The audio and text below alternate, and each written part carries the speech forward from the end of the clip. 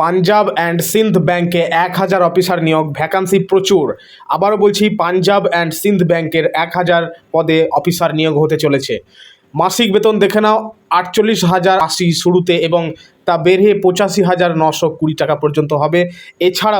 এছাড়াও থাকছে কিন্তু ডিএ, এইচআরএ, মেডিকেল সুবিধা সহ।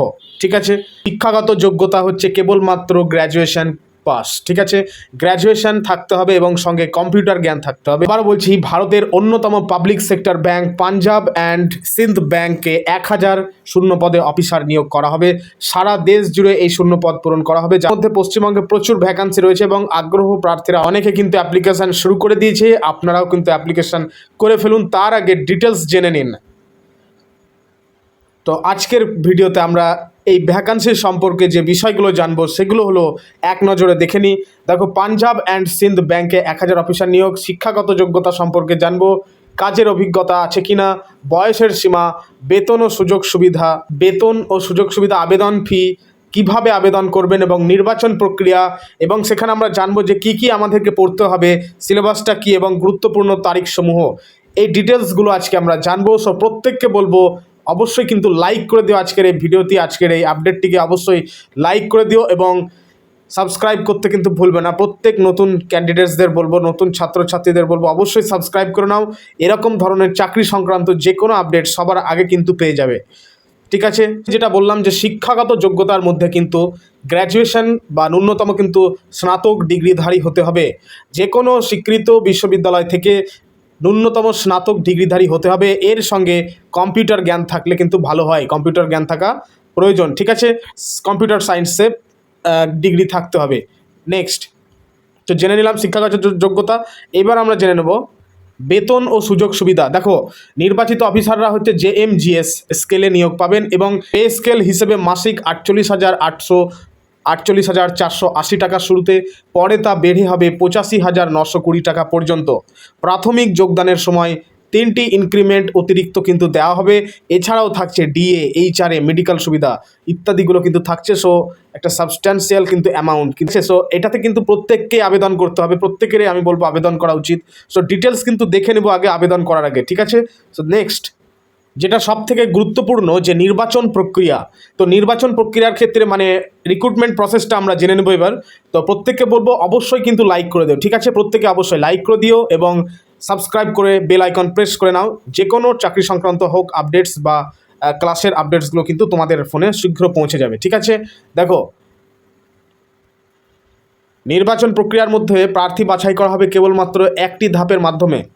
খুবই সহজ পরীক্ষা কিন্তু, মানে রিক্রুটমেন্ট প্রসেসটা খুবই ইজি এবং এখানে কিন্তু একটি ধাপের মাধ্যমে কিন্তু প্রার্থী বাছাই করা হবে। ঠিক আছে, তো সেটি কি দেখে নিই। দেখো, লিখিত পরীক্ষা থাকবে। ঠিক আছে, লিখিত পরীক্ষা থাকবে এবং লিখিত পরীক্ষা প্রথমে 120 নম্বরের পরীক্ষা হবে এবং সেটা সিবিটি টেস্ট হবে। সিবিটি টেস্ট মানে আমরা জানি কম্পিউটার বেসড টেস্ট, অর্থাৎ অনলাইন পরীক্ষা হবে। ঠিক আছে, পরীক্ষার সিলেবাসটা কি এবার আমরা দেখে নিই। পরীক্ষার সিলেবাস দেখো, পরীক্ষার সিলেবাসের দিকে নজর রাখলে দেখা যায় যে ইংরেজি ভাষা অর্থাৎ ইংরেজি থেকে থাকবে 30 নম্বর, ব্যাংকিং নলেজ থেকে থাকবে হচ্ছে 40 নম্বর এবং নেক্সট তারপরে যেটা আছে দেখো যে সাধারণ সচেতনতা। ঠিক আছে, সাধারণ সচেতনতা বিষয় থাকছে হচ্ছে অর্থনীতি, মানে যেটা ইকোনমিক্সের মিশিয়ে থাকবে প্রশ্ন 30 নম্বরের এবং সবশেষে থাকবে কম্পিউটার অ্যাপটিটিউড, এটা হচ্ছে 20 নম্বরের। আশা করি ক্লিয়ার প্রত্যেকের কাছে।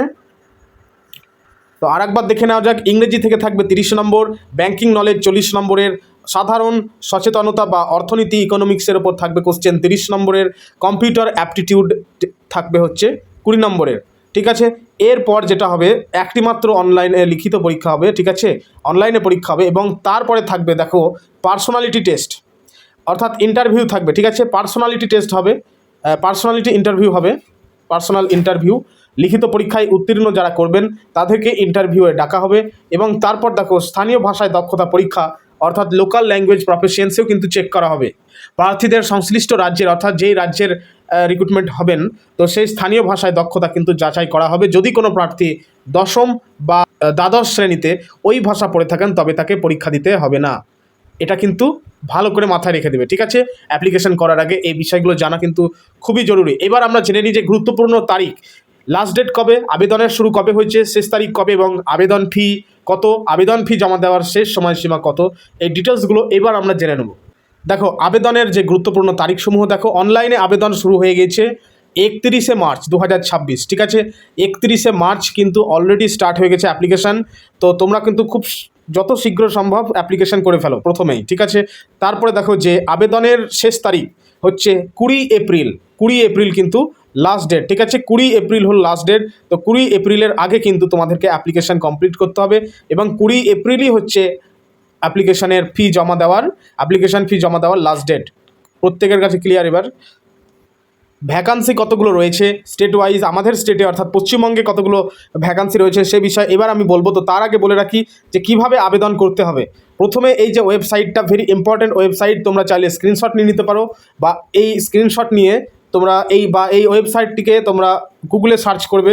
গুগলে সার্চ করলেই কিন্তু সেখান থেকে নোটিশটা ডাউনলোড হয়ে যাবে বা নোটিফিকেশানটা ডাউনলোড করতে পারবে তোমরা, এবং পাশাপাশি অ্যাপ্লিকেশনও করতে পারবে এই ওয়েবসাইটের মাধ্যমেই, ঠিক আছে। তো এই ওয়েবসাইটে প্রথমে এটা ব্যাঙ্কিং অফিসিয়াল ওয়েবসাইট। তো এই ওয়েবসাইটের প্রথমে তোমাদের যেতে হবে, তারপর রিক্রুটমেন্ট সেকশন বলে থাকবে। তো সেই রিক্রুটমেন্ট সেকশানে গিয়ে একটি লিঙ্ক থাকবে, সেই লিঙ্কে কিন্তু ক্লিক করতে হবে।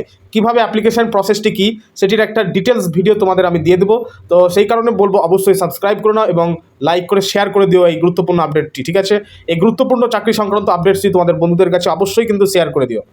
তো দেখো তারপরে তোমাদের যেটা করতে হবে সেটা হচ্ছে যে রিক্রুটমেন্ট সেকশানে গিয়ে লিঙ্কে ক্লিক করার পর নিজের নাম, ইমেল আইডি, মোবাইল নম্বর দিয়ে কিন্তু রেজিস্ট্রেশন প্রথমে করতে হবে, তবেই কিন্তু লগ ইন করা যাবে, ঠিক আছে। রেজিস্ট্রেশন করা হয়ে যাবে। রেজিস্ট্রেশনের পর যে সমস্ত জিনিসগুলো চাইবে, যেমন প্রয়োজনীয় নথিপত্র, ডকুমেন্টসগুলো, ছবি এবং সিগনেচার খুব ভালোভাবে কিন্তু আপলোড করে ফেলতে হবে। তারপর আবেদন ফি লাস্টে সবশেষে আবেদন ফি জমা দিতে হবে। তারপর ফর্মটি সাবমিট করে প্রিন্ট আউট নিজেদের কাছে রেখে দিতে হবে এবং সময় মতো কিন্তু এই ওয়েবসাইটের আপডেটসগুলো, কবে পরীক্ষা হচ্ছে, কবে অ্যাডমিট কার্ড দিচ্ছে ইত্যাদিগুলো কিন্তু চেক করতে হবে। তাছাড়াও কিন্তু আমাদের চ্যানেলে দিয়ে দেওয়া হবে, কোনো রকম নোটিশ বা আপডেট আসা মাত্র কিন্তু চ্যানেলে ভিডিও মাধ্যমে দিয়ে দেওয়া হবে। তো সেই কারণে বলবো অবশ্যই কিন্তু সাবস্ক্রাইব করে রেখো। তো নেক্সট তারপরে দেখো পাঞ্জাব অ্যান্ড সিন্ধ ব্যাংকের সাম্প্রতিক যে বিজ্ঞপ্তি বেরিয়েছে সে বিজ্ঞপ্তি অনুযায়ী কিন্তু লোকাল ব্যাংক অফিসার পদে কিন্তু নিয়োগ প্রক্রিয়া শুরু হয়ে গেছে। আমি তোমাদের বললামই। তো সারা দেশে মোট 1000টি শূন্যপদ ভ্যাকান্সি রয়েছে, যার মধ্যে পশ্চিমবঙ্গে আছে কেবলমাত্র 30টি ভ্যাকান্সি, ঠিক আছে। 30টি ভ্যাকান্সি এবং কোন কোন ক্যাটাগরিতে কতগুলো ভ্যাকান্সি রয়েছে এবার আমরা দেখে নিই। তো এখানে তোমরা দেখতে পাচ্ছ এসসির ক্যাটাগরির ক্ষেত্রে কিন্তু 4টি শূন্যপদ রয়েছে, এসটিদের ক্ষেত্রে 2টি শূন্যপদ, ওবিসি এর 8টি শূন্যপদ, ইডাব্লিউএস ক্যাটাগরির 3টি শূন্যপদ। তারপরে দেখতে পাচ্ছ জেনারেল অর্থাৎ আনরিজার্ভড ক্যাটাগরি ইউআর এর ক্ষেত্রে 13টি শূন্যপদ কেবলমাত্র রয়েছে এবং অল টোটাল হচ্ছে 30টি শূন্যপদ। আশা করি প্রত্যেকের কাছে ক্লিয়ার। তো এক্ষেত্রে সবচেয়ে যে গুরুত্বপূর্ণ বিষয় সেটা কিন্তু দেখে নাও যে কাজের অভিজ্ঞতা অর্থাৎ ওয়ার্ক এক্সপিরিয়েন্স। যে কোনো শিডিউল কমার্শিয়াল ব্যাংক বা রিজনাল রুরাল ব্যাংক যেটাকে আরআরবি বলছে, তো আরআরবি এর অফিসার হিসেবে কিন্তু ন্যূনতম 18 মাসের কাজের অভিজ্ঞতা থাকতে হবে, তবেই কিন্তু অ্যাপ্লিকেশানটি তোমরা সাকসেসফুলি করতে পারবে, না তো কিন্তু অ্যাপ্লিকেশান ক্যান্সেল হয়ে যাবে, ঠিক আছে। একমাত্র যারা আরআরবির অফিসার হিসেবে অ্যাটলিস্ট 18 মাসের কাজের এক্সপিরিয়েন্স রয়েছে তারা কিন্তু একমাত্র এটি অ্যাপ্লিকেশান করতে পারবেন, ঠিক আছে। এবার তোমাদের কাছে পুরোপুরি ক্লিয়ার আশা করি। বয়সসীমা কী রয়েছে? বয়সসীমা দেখো, বয়সসীমা হচ্ছে 20 থেকে 30-এর মধ্যে হতে হবে। এসসি এসটির ক্ষেত্রে 5 বছরের ছাড় রয়েছে, পিডাব্লিউর ক্যান্ডিডেটসদের ক্ষেত্রে 10 বছরের ছাড় রয়েছে এবং ওবিসিদের ক্ষেত্রে 3 বছরের ছাড় রয়েছে। এই বিষয়গুলো মাথায় রাখবে। এবার আমরা জেনে নেব আবেদন ফি এর দিকটা। আবেদন ফি দেখো, জেনারেল যেটা ইউআর ক্যাটাগরি অর্থাৎ জেনারেলের ক্ষেত্রে, ওবিসি এর ক্ষেত্রে এবং ইডাব্লিউএস ক্যাটাগরির ক্ষেত্রে কিন্তু অ্যাপ্লিকেশান ফি হচ্ছে 850 টাকা প্লাস জিএসটি, ঠিক আছে। এবং যারা এসসি এসটি ক্যাটাগরির পিডাব্লিউবিডি ক্যাটাগরির প্রার্থীরা রয়েছে তাদের ক্ষেত্রে কিন্তু 100 টাকা প্লাস জিএসটি। আবেদন ফি ক্লিয়ার প্রত্যেকের কাছে? তো আশা করি আমাদের কাছে সমস্ত কিছু ক্লিয়ার হয়ে গেছে যে পাঞ্জাব অ্যান্ড সিন্ধ ব্যাংকে 1000 অফিসার নিয়োগ জেনে গেছি আমরা। শিক্ষাগত যোগ্যতা জেনে নিলাম যে অন্তত পক্ষে কিন্তু গ্র্যাজুয়েশন স্নাতক হতে হবে, কাজের অভিজ্ঞতা কিন্তু থাকতে হবে এবং হচ্ছে দেখো বয়সসীমা, তারপরে বেতন ও সুযোগ সুবিধা, আবেদন ফি, কীভাবে আবেদন করবে, নির্বাচন প্রক্রিয়া মানে সিলেবাসটা কী ইত্যাদি বিষয়গুলো সম্পর্কে এবং লাস্ট ডেট পর্যন্ত কিন্তু আমরা সমস্ত কিছুই জেনে নিলাম, ঠিক আছে। তো এরকম ধরনের আপডেটস কিন্তু প্রতিনিয়ত কিছু না কিছু চাকরি সংক্রান্ত চলে আসছে। তো প্রত্যেককে বলবো অবশ্যই কিন্তু সাবস্ক্রাইব করে রাখো। সাবস্ক্রাইব করলে কী হবে, যে কোনো চাকরি সংক্রান্ত আপডেটসের ভিডিও খুব শীঘ্র তোমাদের কাছে পৌঁছে যাবে, যে কোনো চাকরি সংক্রান্ত, ঠিক আছে। এবং লাইক করে দিও আজকের এই গুরুত্বপূর্ণ আপডেটটি, ঠিক আছে, এবং বন্ধুদের কাছে শেয়ার করে দিও। Thank you.